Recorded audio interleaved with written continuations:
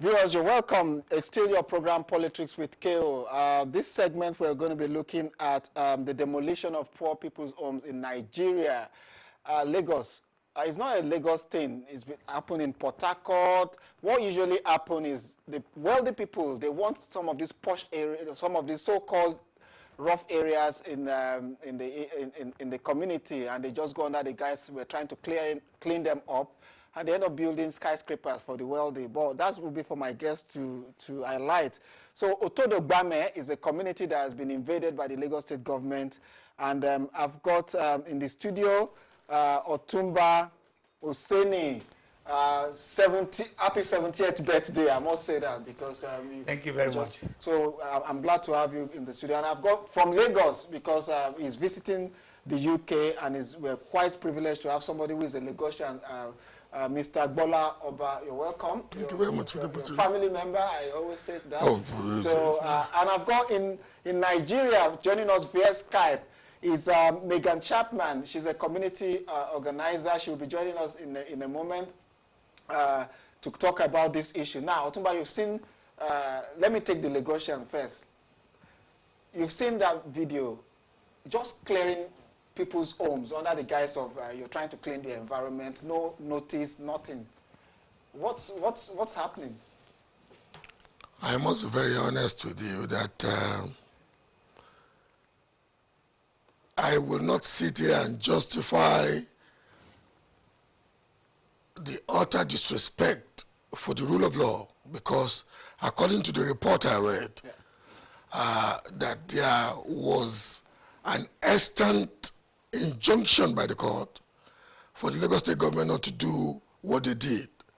If that is true, then I must be very honest, I am utterly disappointed, because I would want to believe that as a result of the tradition that the incumbent vice president said, as the then Attorney General of Lagos, Lagos has been one of the very few governments in Nigeria and has tilted more in the direction of respecting court pronouncements and indeed respecting the rule of law.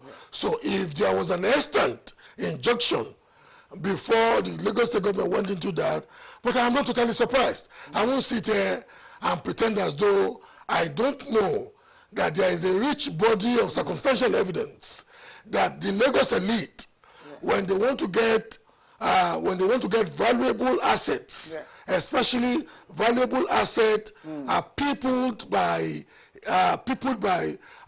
downtrodden people who are probably living in ghettos or even markets. The fashionable, the unfortunate, fashionable, and very, very, very disturbing methodology they use is to put fire. They first put, you will see a circumstantial fire, and as the fire rages, you will see the machinery of coercion coming into play. I can't sit here and excuse that away. But having said that, I must also accentuate the fact that most of these people are illegal squatters. They run ghettos, and most times the degree of criminality that those ghettos do abhor and have been a victim before. Okay, well, all your thoughts on that. I desperately need us to get Megan Chapman, because we need to have a voice from representing the community. So I hope we keep trying now on Skype. This is very important because I feel personal about this.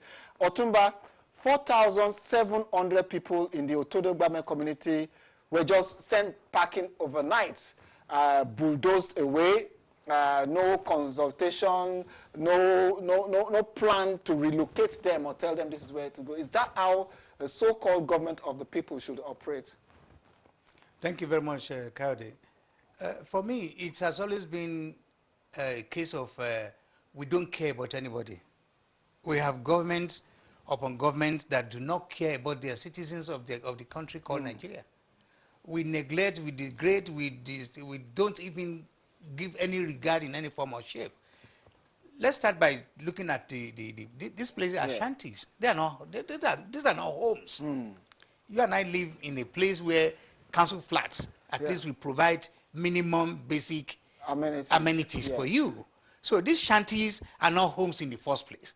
Now, on top of it, because of these people that have nowhere to go, they manage to rustle something together, put iron sheets and some other things, little bricks or whatever blocked, and call it their home.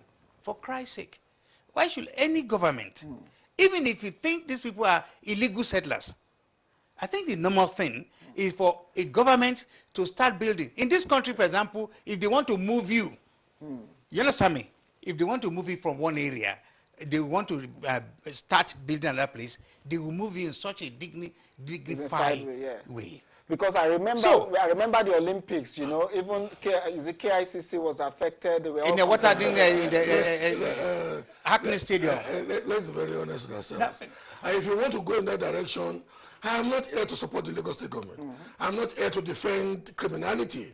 If any government, and I started by saying that if it was true that there was an extant injunction, court injunction at the time of the demolition, then I'll be disappointed. But you know what? I also gave you the example of the body of circumstantial, evidences. Okay. But having said that, we must remember that to start with, these people were illegal squatters. Okay. And also, they could not have claimed that they did not know that they were about to be moved. Let me hold on. They want to get injunction. Hold on to your thoughts. Hold on to your thoughts. Let me be about to be moved. And I don't want Gbola to bring criminality into this. Because the real criminals are the people who are legislating in the country, the legislators, the senators who are going home with millions. Now listen. The truth of the matter is this. These are, for me, they are petty criminals. The real criminals are the senators of the country. Let me bring, both of you. I will use my legislative power here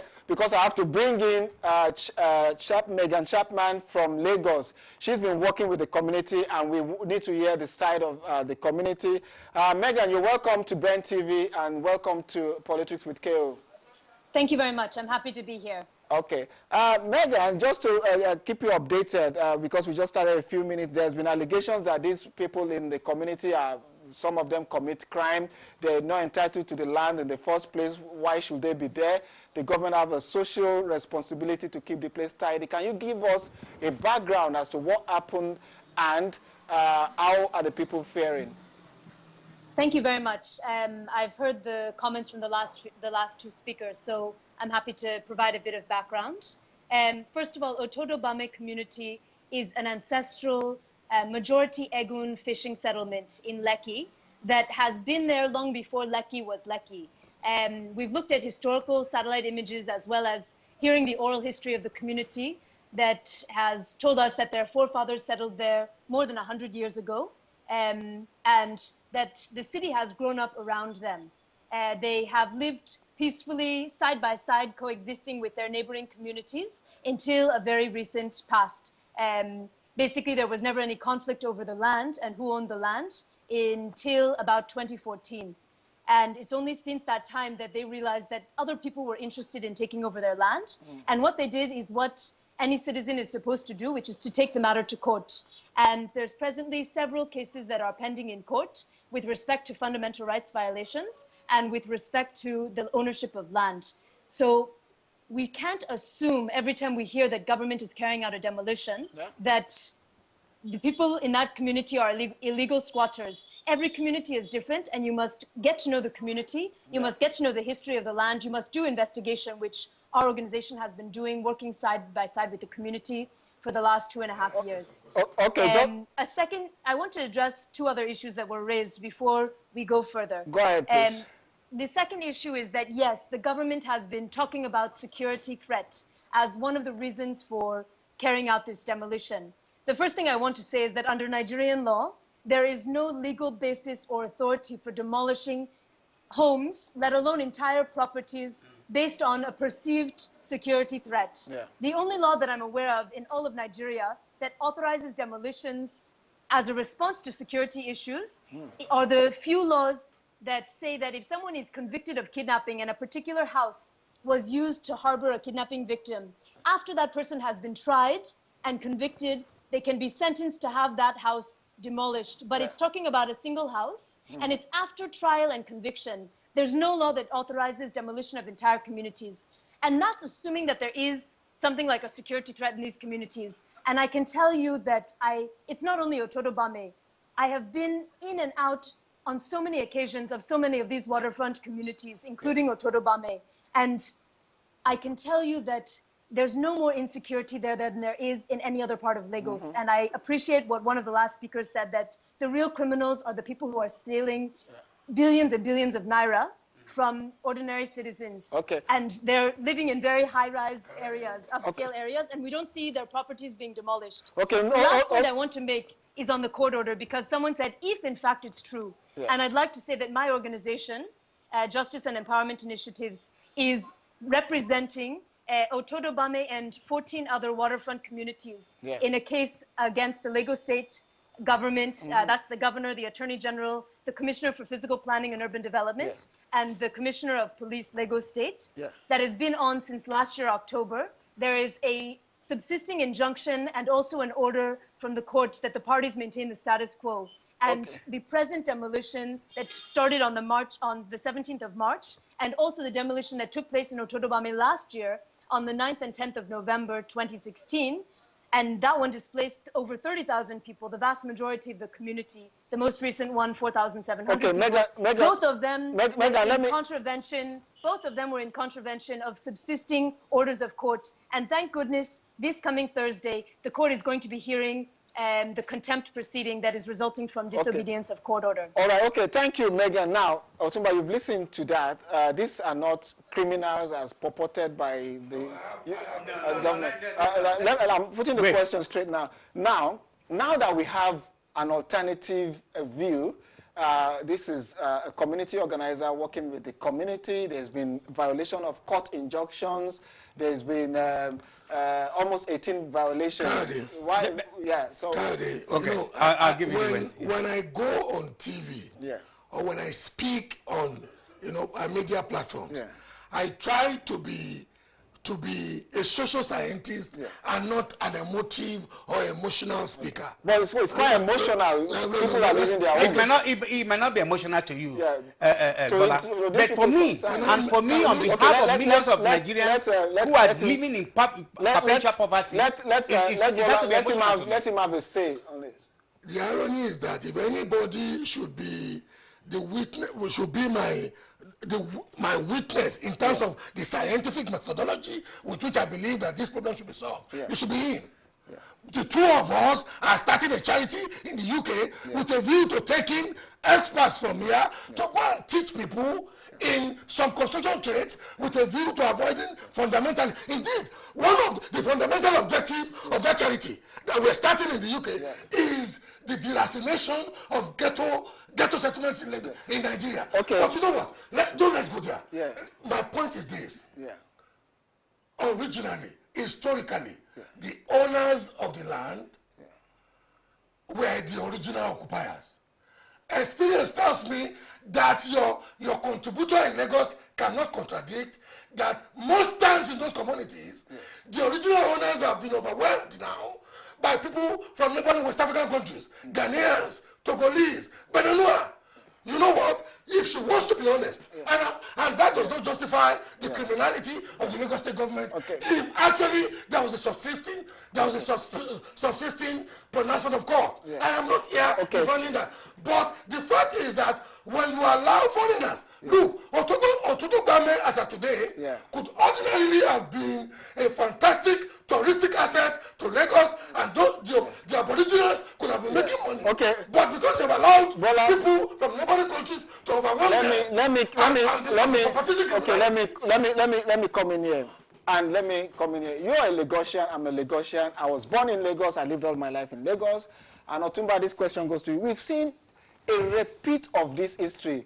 I remember Bagada was meant to be a settlement of communities, and people were chased away and replaced with buildings where billionaires are now occupy. Then they moved to Lekki. Lekki was the same thing. And Morocco. You cannot have... You can talk of Morocco. Remember Morocco? Yes. It's the same thing. Markets in Oshodi, the same thing. It's either a fire will go out and then something replaces it, but the original people are not resettled. Even at Okoba, in the Putimeta. So is this an elitist land grab by people in government? No, this is for Otunba. Go ahead. Yes. You said it. And this has been the hallmark of the so-called elitists, of the so-called the rent-seeking politicians, the oppressors in the country. And I said, I have nothing against modernization. Yes, I agree with Gbola, where it's coming from. But the truth of the matter is, we need to be we have a sizable number of people who are very, very insensitive to the problem of others in Nigeria. And this is the bottom line. We have these people who do not care about the ordinary people. This is the point I'm making here. They do not, if they care. You mentioned about 4 landscapes, like Bagada, Morocco, and all these places. Now, when you want to, they're going to resettle the people of Morocco. Now listen. The truth resettle the people. Yes. So if you want to take be methodical and be very surgical. And the contributor said, if you want to take something from somebody, you must be honest here. Let me go to Lagos. You must make sure that at least you do it legally. Let me go to Lagos. Let me go to Megan in Lagos. Megan, are you still there? Yes, I'm very much still here. Okay. What is the role of this particular Oba, king in Lagos, who claims to own the land? And if he claims to own the land, why is the Lagos State government providing him with security to chase people out of their community? I think that that's a very good question. The second part is a very good question. Of course, you're referring to Oba Elegushi. Yes. And there has been a conflict over the ownership of land, as I mentioned before, since 2014. Before that time, the community had been peacefully coexisting together with their neighboring communities in Ikate, in Itedo, without any question as to ownership of land or peaceful coexistence of the communities. And the threat came up in 2014 when the Elegushi family, according to reports, sponsored the first attack on the community, which was a violent attack in which some houses were burnt. And thank goodness it didn't go so far.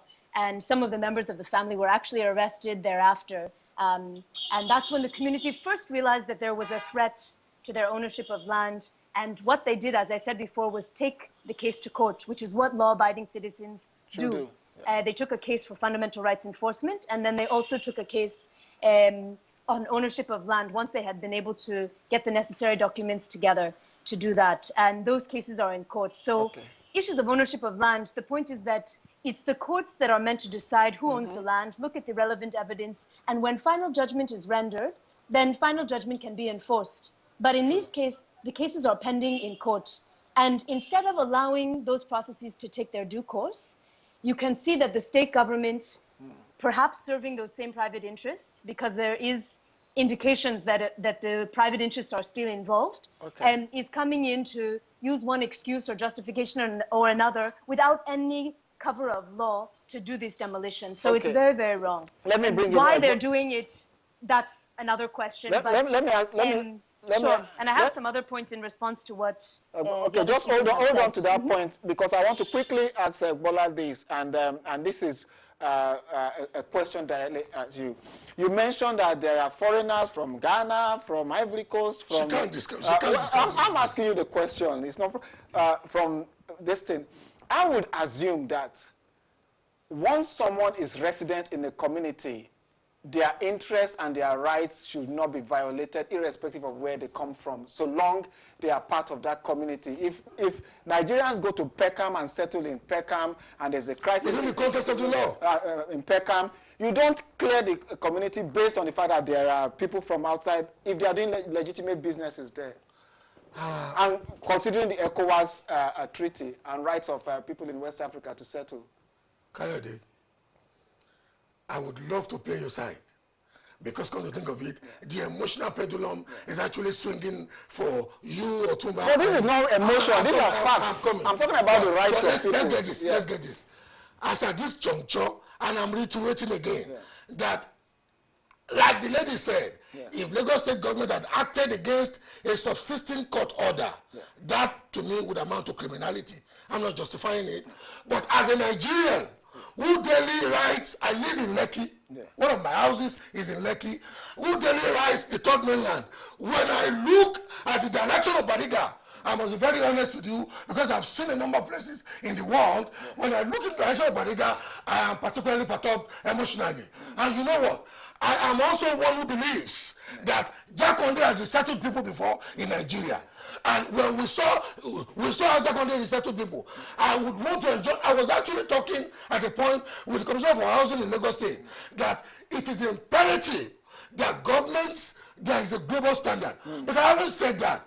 If you are a Ghanaian, if you are a Togolese, if you are, I'm not saying you shouldn't come to Nigeria and come and do legitimate business.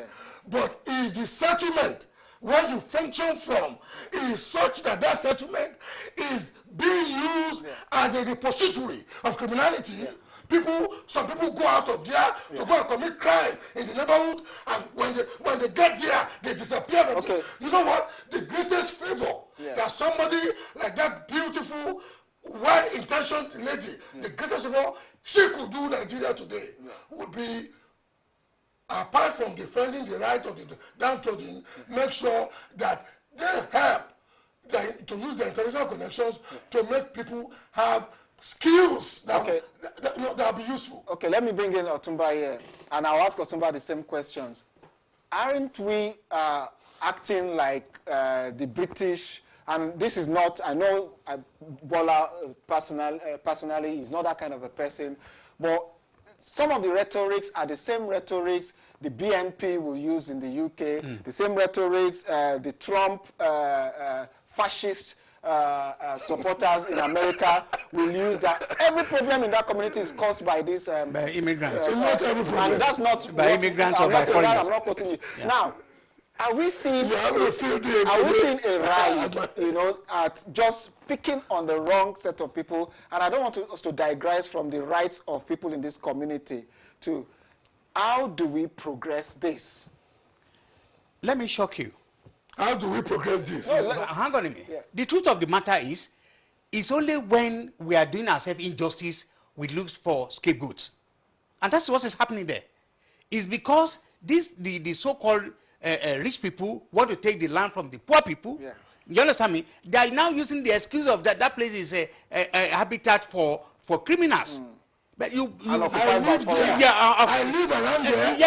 I said earlier on I've been a victim before. That's the point of view. I will obstinately resist. I need the alternative point of view. The solution on the table. That's what I say. Of course, the solution on the table is number one. These people should be they should be rehoused. Fantastic. They should be rehoused. They should respect the legitimate aboriginal owners of the district should be rehoused. Well, I'll have to please, fake news. Some of them. Okay, let me go to Lagos. Megan. Hello, Megan. Are you still there?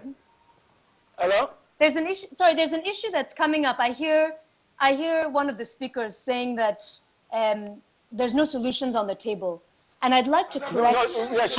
That point. I'm not in the room, so it's difficult for me to interject. So if people can just allow me to talk and rant, go ahead, Megan, then you can respond. You're covered.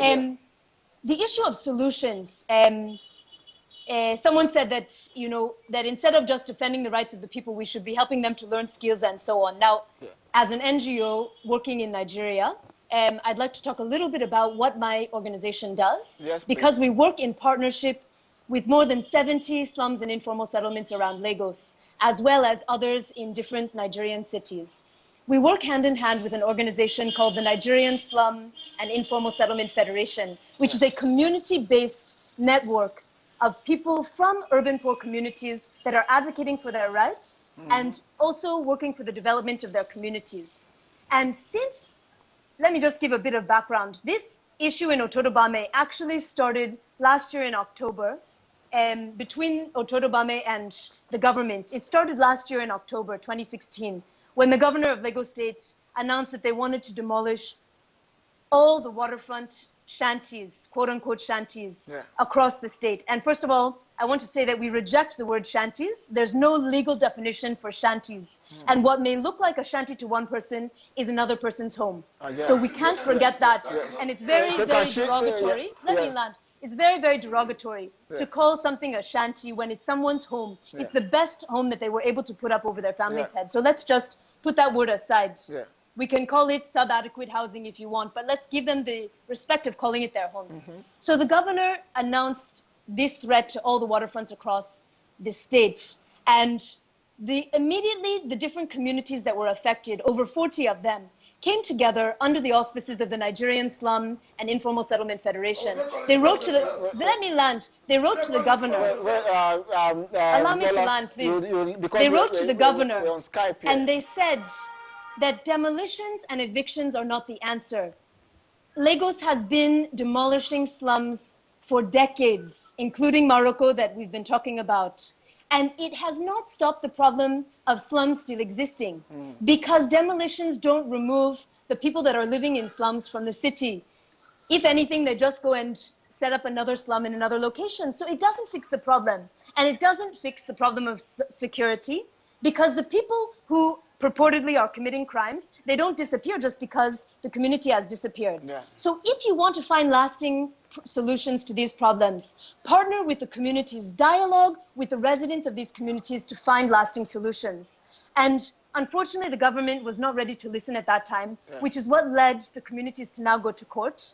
But the judge hearing the case at the Lagos State High Court, Honorable Justice Oni Banjo at the Lagos State High Court, in his wisdom, in January of this year, he made a very landmark ruling. First, he said that this kind of eviction, like what took place in Otodo Gbame last year, that where people are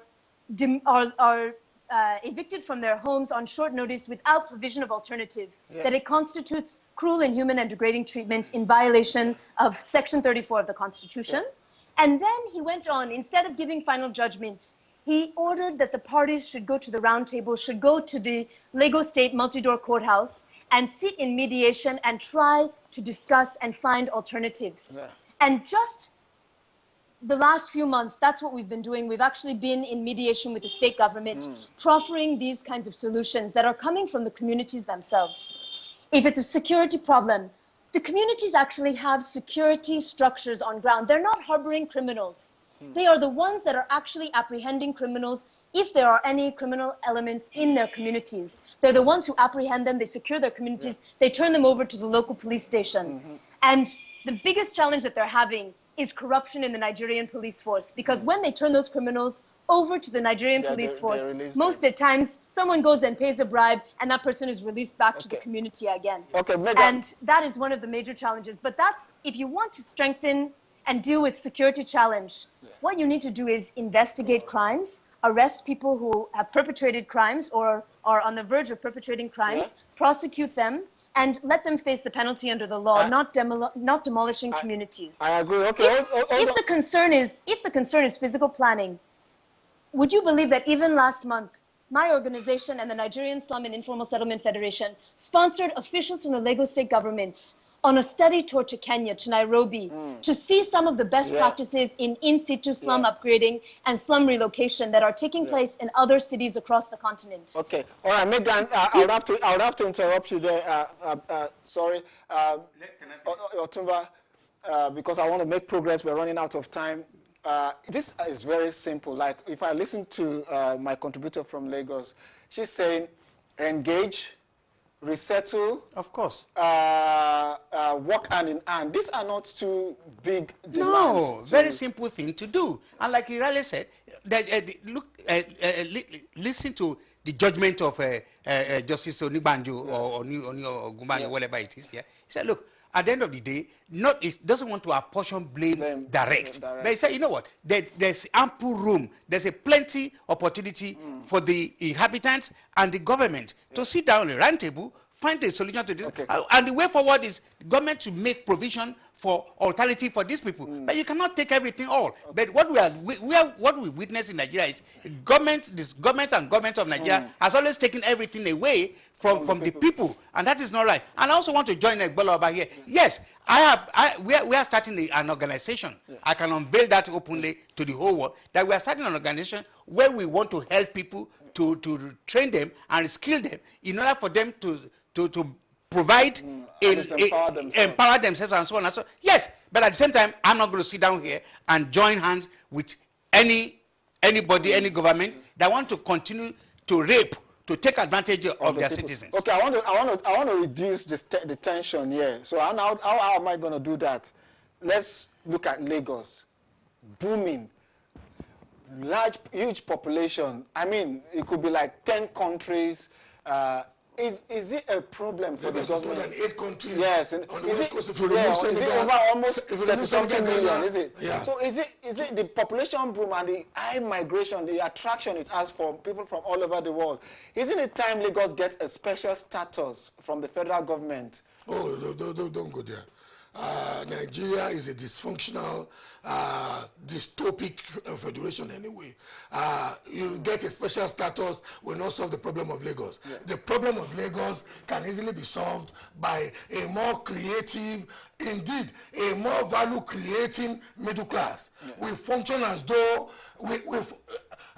most of my friends, when we are socializing, I tell them that they still function as though they're living in the era of Yeleja, the woman that sent me to school in the 70s. You know what? I am one. Lagos State has just started a program, and that program is rent to own. Lagos State is aggressively, in fact, one of the reasons why I encouraged somebody like Otunba to start the charity, and I came to the UK specifically to sign an agreement with the training visit, is because Lagos State government is now making it so possible that if you can build houses, they will not only give you land, but they will buy off your stock as soon as you're finishing. And you know what they're doing? They're making it affordable homes to people who will rent, and your rent, just like the right to buy we used to have in the UK. But you know what? They will not be doing it fast enough. And I'm not here to defend Lagos State. It is inhumane. It is inhumane to treat human beings as though they are even lower animals. You don't disrespect them to a point. But having said that, I am one who believes. That instead of only doing programs that will sentimentalize issues like this and appeal to the emotions of people, and we will condemn everybody in the government of Lagos State, it is also incumbent on people like you and myself to come up with ideas that will engage our rich diaspora to help us solve the problem. Let me be fair. Let me get Megan to quickly react to that. Megan, is it, there's the allegation that, look, organizations are just taking advantage of the emotions of these people. Let me land, please. Thank you. Playing on their emotions. How would you react to that? Well, first of all, I was trying to explain before that our organization is not just about defending people's rights. Yes, we educate people on their rights and we help them to protect their rights. But we're also working hand in hand with people living in informal settlements and slums across Lagos and other cities to find lasting solutions in partnership with government, where government is ready sincerely to partner. And there's a huge lack of affordable housing in Lagos and across the country. Across the country, it's estimated there are 17 million, there's a lack of 17 million housing units. In Lagos alone, 5 million units. And most of those are a lack of affordable housing. Informal settlements exist because of a gap because of that gap, because of the lack of affordable housing in the formal sector. And the last speaker has just talked about the programs that the Lagos State government are putting up. The rent-to-own housing scheme that's being put up by the Lagos State government is an evolution to the home ownership mortgage scheme that was put up by the previous administration under Governor Fashola. And there was an analysis that was done, and basically they found out that only 3 to 5% of the population in Lagos could actually afford those housing units. I believe the rent-to-own evolution of that program has made it slightly more affordable, but it's nowhere close to affordable. Just a few days ago, some of my the Federation members who are working with me were in a meeting with the Ministry of Housing, and the Ministry of Housing representatives actually admitted that even them, as civil servants, they couldn't afford those housing units. So those programs are not actually meeting the needs. So what are we proffering as a solution? Nobody in these communities is asking the government to build them housing. They don't believe it's the role of government to be building houses for everyone.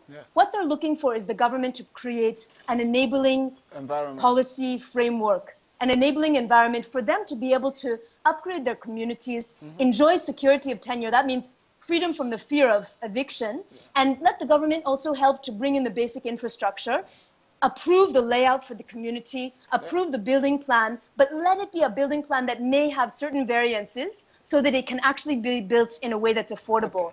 Then the communities that are working under the Nigerian Slum and Informal Settlement Federation, they're formed into savings groups, and they use those savings groups to access soft loans to be able to actually upgrade their environment. But the first thing they need from the government is security of tenure and that kind of partnership, so that they can actually be able to upgrade their communities. And that is what we're proposing as a long-term solution. And we, like I said earlier, we took officials from the Lagos State government to Kenya, to Nairobi, to see how this is working elsewhere. And everyone is excited about it, but the problem is the rest of the government structure is not on board because of certain private interests that are driving certain policy actions. And that's what we need to address. Megan, I just want to thank you. I want to thank you very much for your commitment and what your organization has been doing. If not for the stuff you're doing, we would not be aware of this. Thank you so much. Yeah. Thank you very much. Happy to be here. So lastly, because we have 2 minutes, first let me have. He knows my antecedents in Lagos. I am one of the mentors of the 2 main mechanical sessions in Lagos. In the days of Jakonde used to give them land in the suburban areas. And you know what? Over the decades, the mechanics have turned those lands into valuable assets. And government and people in government are taking them. And I'm one of those who even have them with court cases. Now, I'm not saying there are no greedy elements in the government. But having said that, we must be strategic. We must find a sustainable way of solving the housing problem in Lagos, because it is not only Otodo Gbame. Let me get Otunba quickly, because they're going to cut me off and I don't want to. Thank you very much, Kaude. This is a wonderful opportunity, and I hope Lagos State will take advantage of this unfolding situations, because all what they need to do now is to set up a kind of a committee or commission that will take stock, will do census, we do statistics of what they need, and they can use this opportunity to show that at least they are #1 state in the whole of Africa. I want to thank you both for coming on the show. Thank you so much, Otunba and Gbola. Our viewers, we've come to the end of the show. We'll see you in April, last Friday in April. It's still Politics with KO. Thanks to my producer, Tony Uche, Alistair Shoede, the Chief Executive of Ben TV. We'll see you. God bless you. God bless Nigeria. And please remember, the poor are members of our society. They need help from every one of us. Thank you and good night. It's going to be your summary. Nigerians in diaspora would not need to go to Nigeria to find out what is happening. We'll be getting live reports. We'll have interviews, and we would also have live phone calls, so that it's a conversation between us and yourself. It's an open parliament, free speech. No holds barred. Politics with KO is back.